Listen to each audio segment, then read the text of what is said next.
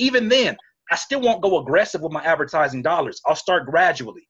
Then I'll look at my numbers. Then I'll start doing some A/B split testing. Look at my numbers. You know, if I can't trace it, I can't change it. And so that's what I'll do as I gradually put that in there. When it comes to Facebook, I've since kind of, I'm gonna be honest with you, I've since kind of abandoned Facebook. It broke my heart a few different times. And, you know, I'm not feeling, actually, the first time I moved into this apartment, right, the day before rent, and mind you, things was tight because I had to do 2 months worth of rent to get in here and all kind of preparation to get into my first new place. And Facebook decided they wanted to take about $600 from me the day before rent. Sheesh. Right? And I knew it was coming, but I didn't know they was going to combine all my ads the same day. And I know I could change that. But seeing that, I would never forget that. So for me, it was like, I don't mind losing money because, you know, I still promote on SoundClick on a regular basis and still generate income from SoundClick. So the thing about it is you have to just know what's the educated risk. You know, sometimes you're going to lose money. Like, for instance, I'll promote one beat, and this beat may not necessarily do what the other beats have done. And then I'll see a beat that starts taking off, and I'm like, hold on. So this beat that I spent about four or 5 days on, maybe just tweaking, you want the beat that I spent an hour and a half on, and that's your favorite one, huh? Mm-hmm. Okay. So I had a beat called World Star where I sold about 105 leases of that beat in increments between $25 to $100. You're talking about a beat that already gave me about 4,000 in a catalog full of 90. That's about 4,000 off the gate. And then there was a rapper from Louisiana that said, I love that beat. It's bigger than life. I want to buy it $500 exclusively. So then I said, okay, I think this is worth me making educated risk because I know what's on the back end of this. I know what the possibility is.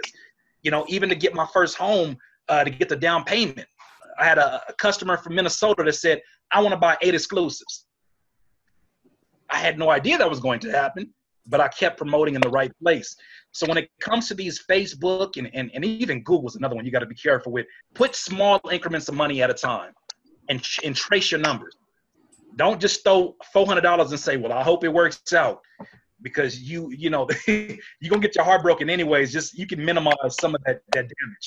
That's my approach to it. And with Instagram, like, I think right now, to me, it's like the quickest satisfaction for the dollar because of the many things that you can promote to people, right? You may not necessarily want to like close on them. You don't, like, I think sometimes as producers, we think too linear. We think, I put this ad up, they got to buy a beat right now. But it's a funnel. They may hear like, okay, for instance, I ran an ad on my Yodel Boy remix where I took a Jay-Z acapella and then Song Cry sample and I flipped it together, right? I ran an ad specifically to get followers because I'm not looking to close on you the first time around. I just want you to come and follow me.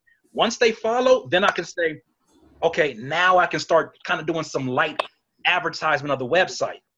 But it's not direct marketing. It really is like, hey guys, I'm working on this beat. Tell me what you think. Who you hear on it? They're engaging with it, not knowing that this is part of the marketing campaign because it feels so natural and I'm just talking to people.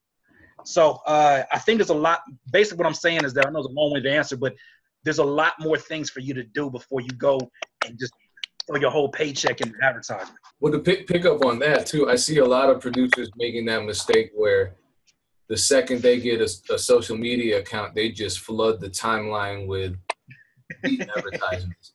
And when I look at your page, when I look at Kato's page, and this is something that I was taught to actually by Mike Trampy again, that he called the 70-30 rule, which was post 70% content that's of general interest.